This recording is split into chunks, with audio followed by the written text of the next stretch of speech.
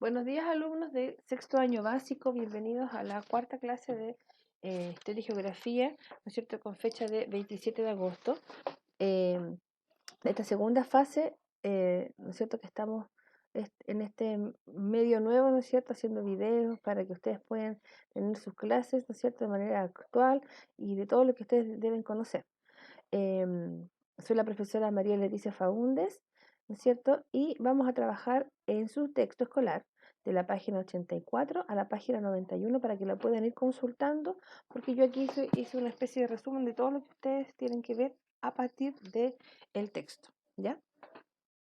Bueno, estamos trabajando, ¿cierto?, sobre la organización política de Chile después de la independencia, de todo este proceso largo que tuvo a cabo, ¿no es cierto?, a principios de 1800, ¿no es cierto?, con la primera acta, la firma, la primera acta de gobierno, ¿no es cierto?, a través de señores como Mateo Torres Zambrano, Diego de Almagro, perdón, eh, José Miguel Carrera, eh, Manuel Rodríguez, Bernardo Higgins, nuestros grandes héroes, que fue un largo proceso, ¿no es cierto?, en el cual también nuestros hermanos eh, con el Ejército Libertador a cargo de José de San Martín, ¿no es cierto?, también nos ayudó, ¿no es cierto?, en esta lucha por la independencia, que fue un proceso largo, ¿no es cierto?, contra los españoles, que finalmente en el año 1817 ya dejaron de gobernar, aunque algunos todavía se resisten a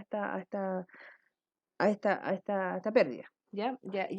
A Chile como independencia, como un país, como un Estado, como una república, ¿no es cierto?, que ya en el año 1823 se afirma como una república. Durante este largo periodo, hasta el año 1861 y después hasta el año 1891, hay un largo proceso del cual hay mucha inestabilidad política porque son muchas las ideas que se tienen que poner de acuerdo para formar una sola nación, ¿no es cierto? Tenemos, ¿no es cierto?, la Constitución de 1833 que fija las normas y rige, ¿no es cierto?, los estatutos que van a formular en esta gran Carta Magna, en esta gran ley constitucional, ¿no es cierto?, que va a regir a todos los chilenos, ¿ya?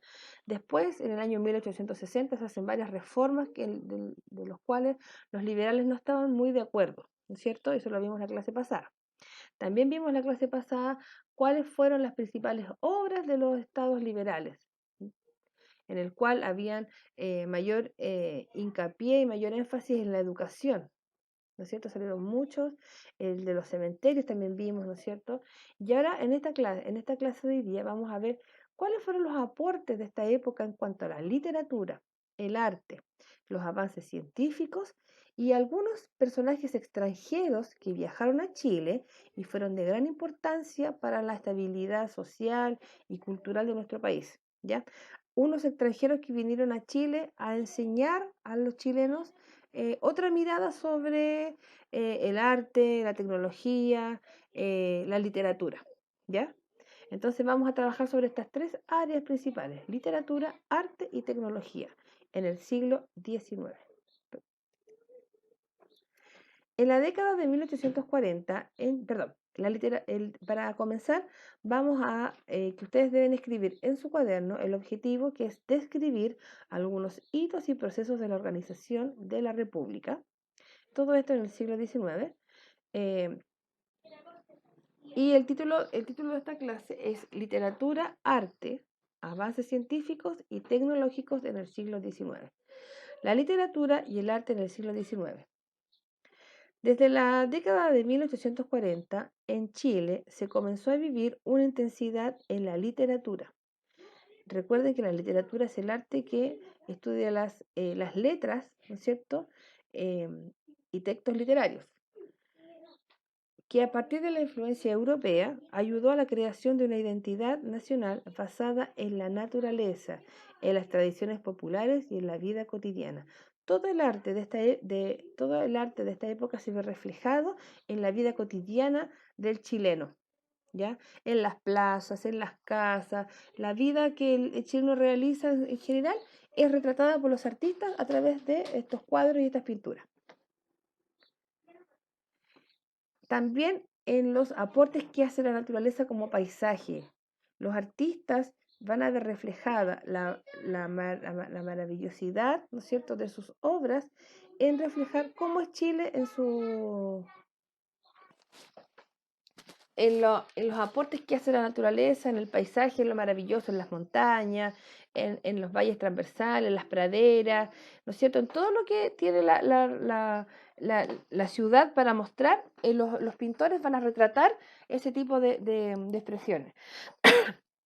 Y las tradiciones populares, los juegos, las fiestas, el modo de expresar alguna fiesta religiosa, entonces todo eso va a ser retratado, va a ser reflejado en estas imágenes. Además, en 1842 surge una generación literaria, un conjunto de pintores, escritores, actores, periodistas, todo relacionado con el arte, y se llamó la Generación Literaria de 1842, y que tuvo especial característica la de haberse constituido como un movimiento cultural. Así, sus integrantes van desde poetas, abogados, ingenieros, educadores, periodistas, todos ellos en pos de levantar, ¿no es cierto?, la cultura en Chile, ¿ya?, de hacer un movimiento. Y todo esto estaba encaminado, influenciado por la naturaleza, por las tradiciones populares, por la vida cotidiana, los juegos, las fiestas, las misas, los funerales probablemente, pues son tradiciones de un pueblo, ¿ya? Entonces todo eso en función de todas esas actividades que hace el chileno, los abogados, los ingenieros, los educadores, los periodistas, los artistas, los cantantes populares van a influenciar, ¿no es cierto?, en esta instancia.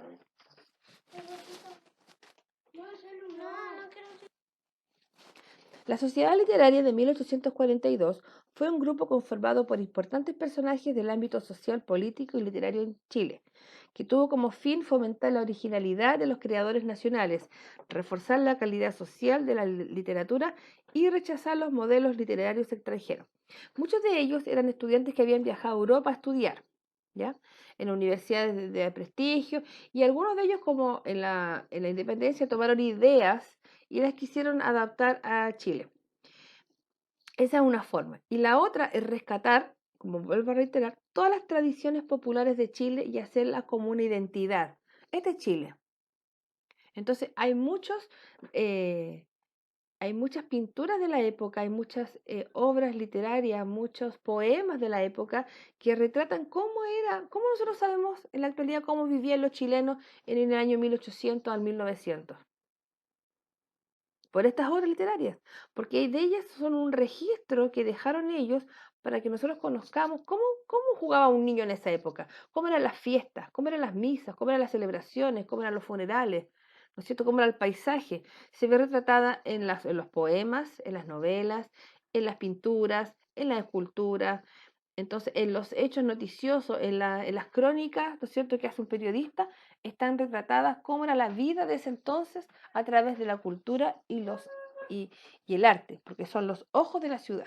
Aquí hay algunos intelectuales de la época. Muchos de ustedes reconocerán que el nombre de ellos corresponden a muchas calles famosas de Chile.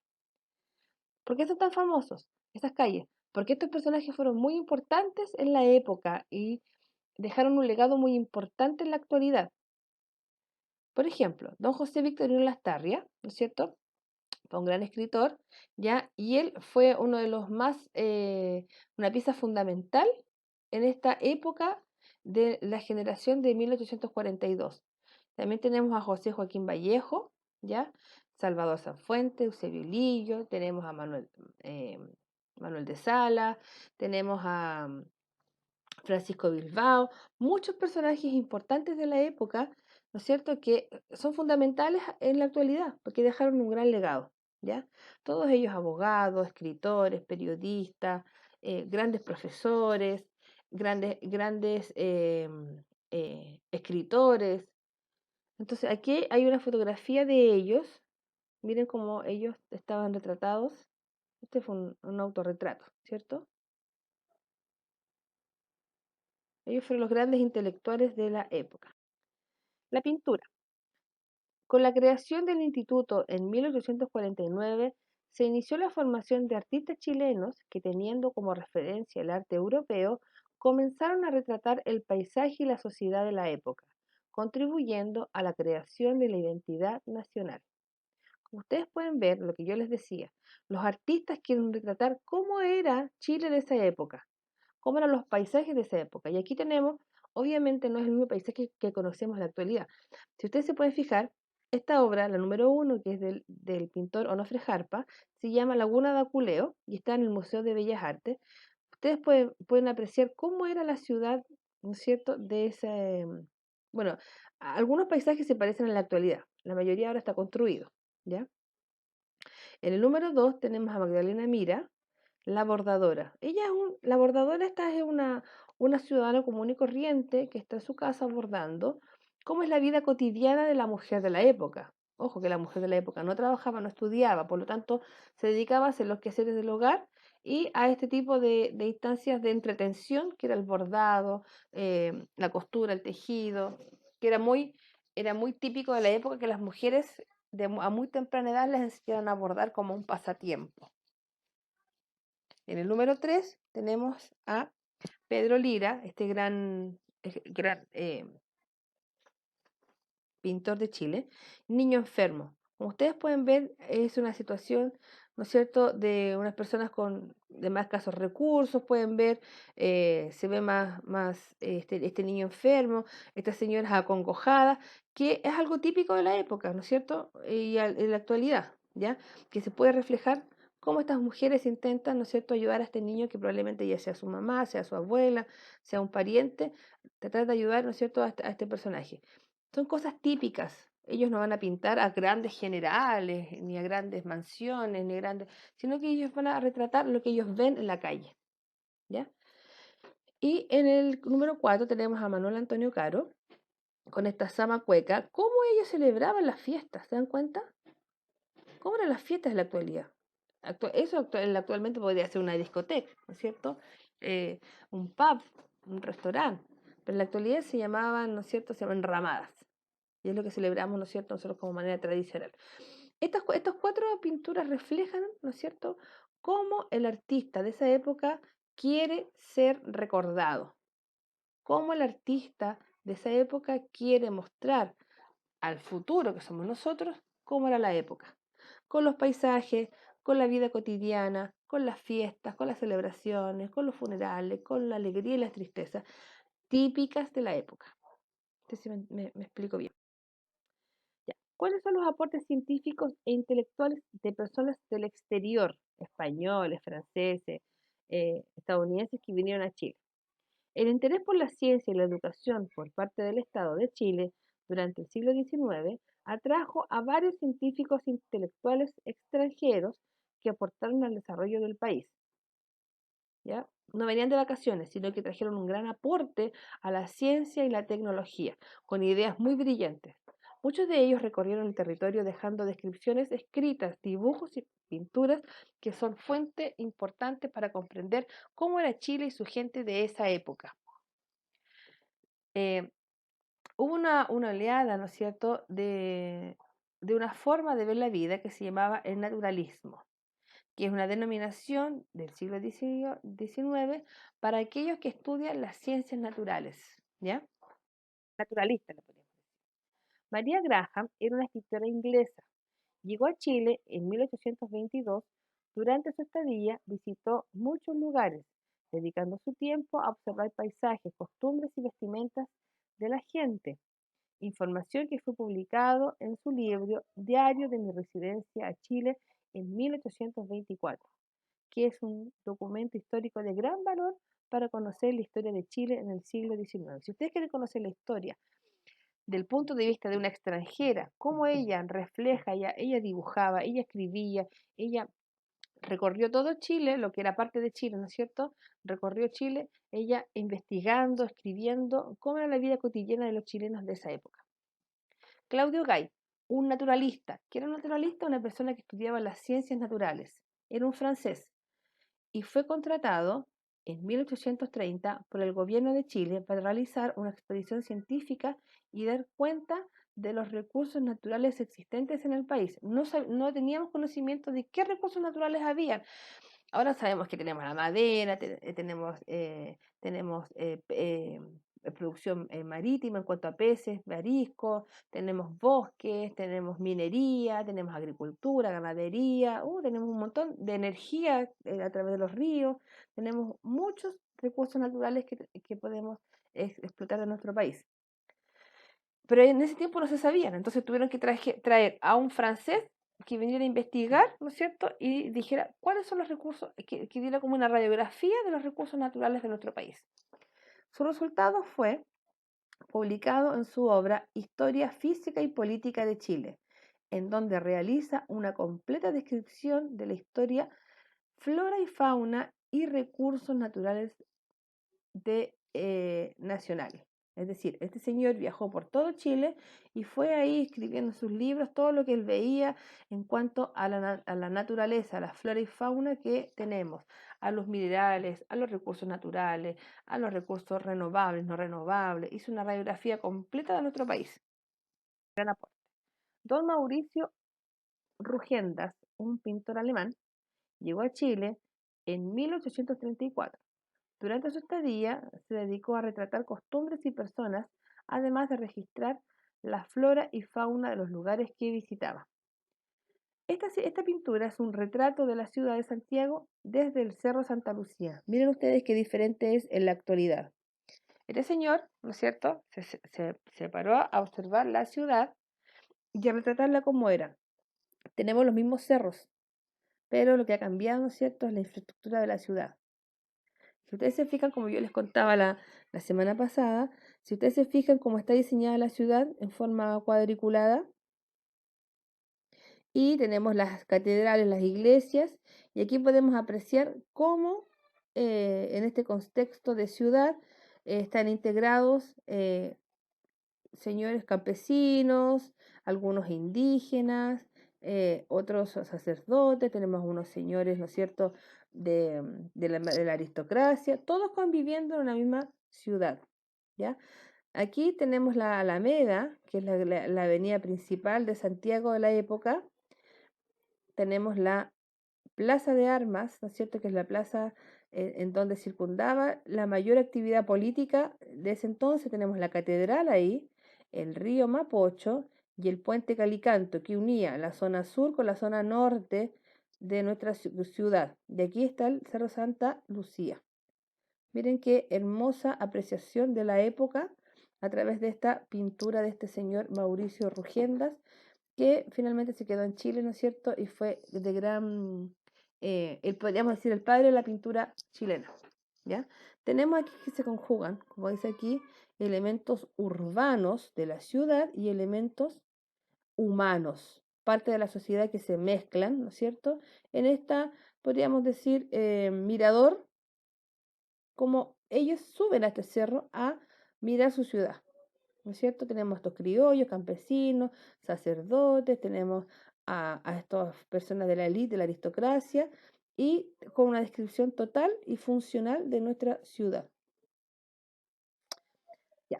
Pasando a los avances tecnológicos, ¿no es cierto?, de la ciudad, que facilitaron de cierta manera la vida en Chile. Hay que recordar que hasta el año 1800 la principal fuente económica de nuestro país era la agricultura, ¿no es cierto? Posterior a eso se descubrieron yacimientos minerales muy importantes, ¿ya? En la zona norte, en la zona centro-sur de nuestro país, ¿ya? En la zona norte, minerales como la plata, cobre, estaño, salitre más al norte, ¿cierto? Entonces, eh, ¿cómo se hizo para facilitar el traslado de estos minerales? Vamos a ver qué es lo que ocurre aquí. Conseguía la estabilidad política, la explotación minera y agrícola trajo estabilidad económica, lo que permitió el avance de otras áreas como el transporte, las comunicaciones y el urbanismo. Bienes primarios, aquellos recursos que son extraídos de la naturaleza, como la madera, los minerales, están sujetos a su estado natural y no han sido procesados. O sea, hay mucha materia prima, pero no ha sido procesada, y mucha materia prima que no se conoce. Por eso que este señor, el señor Claudio Gay, se lo llamó para decir, a ver, ¿qué recursos naturales tenemos, con qué contamos para hacer, ¿no es cierto?, producto a través de estos productos primarios?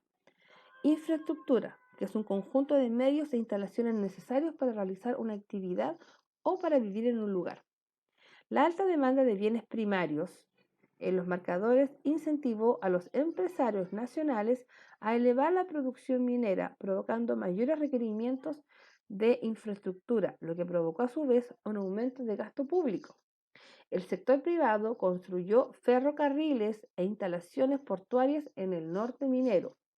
El Estado, para facilitar la circulación de productos, hizo importantes obras tales como mejorar las redes viales, porque eran caminos de tierra. No quiere decir que hizo carreteras, pero sí los mejoró, mejoró las vías, hizo vías, por ejemplo, desde Santiago hasta La Serena, de Santiago hasta Valparaíso. Recordemos que Valparaíso es el gran puerto que va a tener una remodelación y una mejora. Santiago, Valparaíso y La Serena son los tres grandes puntos muy importantes en tanto a la construcción de ciudades y a la importación y exportación de productos que van a llegar. El ferrocarril como símbolo de progreso. Para impulsar la economía se construyeron grandes líneas férreas para conectar los centros productivos del país, Santiago, Valparaíso. La primera línea unió Copiapó con Caldera. Recordemos que allí hay mucho hallazgo mineral, por lo tanto es de gran importancia que ese mineral que se está sacando, ¿no es cierto?, viaje a la ciudad de Copiapó para ser encaminada hacia otras ciudades, ¿ya? En la mina de Chañarcillo. La llegada del ferrocarril a una localidad marcaba su incorporación a las redes comerciales y su integración geográfica al territorio nacional. Evidentemente hacía que el traslado fuera más rápido, más seguro, por lo tanto el ferrocarril, eh, como símbolo de progreso, aporta de gran manera en la estabilidad, la mercancía que trae sea segura y llegue con rapidez. Desde 1876, las líneas férreas fueron producto de la iniciativa conjunta entre privados y el Estado. Aquí hay gran capital de los empresarios junto con el Estado, igual que en la actualidad. Los empresarios y el Estado se unen para fortalecer y para mejorar la ciudad. Otro gran hito fue el comercio y el desarrollo urbano de Valparaíso. Recordemos que Valparaíso es la gran ciudad donde llegan todos los productos, ¿cierto? Y donde se van las materias primas de nuestro país, ¿ya? Tenemos ahí en el número 1, vista de la Bolsa de Comercio de Valparaíso desde el mar, ¿cierto? En el número 2 tenemos el muelle fiscal de la época de Valparaíso, ahí llegan los barcos. Y en la número 3 tenemos la plaza de la Intendencia, que es la actual Plaza Sotomayor en Valparaíso. Grandes puntos donde se junta de gran vitalidad para el surgimiento de la ciudad. Durante el siglo XIX, Valparaíso fue el principal puerto del Océano Pacífico, ojo, lo que le permitió ser una de las grandes primeras ciudades del país, con telégrafos, alumbrado público a gas y línea de ferrocarril que la unía con Santiago. Imagínense qué importante fue Valparaíso en los inicios de nuestra república. Tenemos que recordar, en California, en Estados Unidos, había un puerto, luego en Panamá había un puerto y luego Valparaíso, ¿ya? Entonces, si querían traer algo de Estados Unidos, llegaba a Chile y de Chile se devolvía hacia el norte, a Perú, no sé, Venezuela, no sé. Entonces, de gran importancia. Eso, chicos, la clase de hoy es con los avances eh, literarios, artísticos, científicos, con el señor Claudio Gay, y tecnológico con el tren y el fortalecimiento de los puertos. El ticket de salida de esta clase son 3 preguntas, ¿no es cierto?, que están relacionadas con lo que vimos, y es, ¿cómo aportaron los movimientos literarios y artísticos en la creación de una identidad cultural? ¿Qué creen ustedes? ¿Aportaron estas personas a que en Chile hay una identidad cultural? A ver, a ver cómo ellos veían la ciudad, cómo ellos veían la vida cotidiana, ¿no es cierto? El reflejo de la naturaleza. ¿Eso es identidad chilena? ¿Qué creen ustedes? ¿Qué aspectos les interesaba estudiar y retratar a los intelectuales, científicos y artistas extranjeros? Eso lo vimos muy claramente. ¿Y qué medios de transporte se usaban en las ciudades chilenas en esa época? ¿Qué importancia tuvo el ferrocarril en la época? Muy fácil, cortito y breve. Entonces, chicos, les pido que en esta clase ustedes saquen una fotografía a estas 3 preguntas de su cuaderno y la envíen al correo mfaundes@cmch.maristas.cl. Espero que estén bien y espero que hayan tenido una buena comprensión de la clase. Nos vemos en la próxima semana.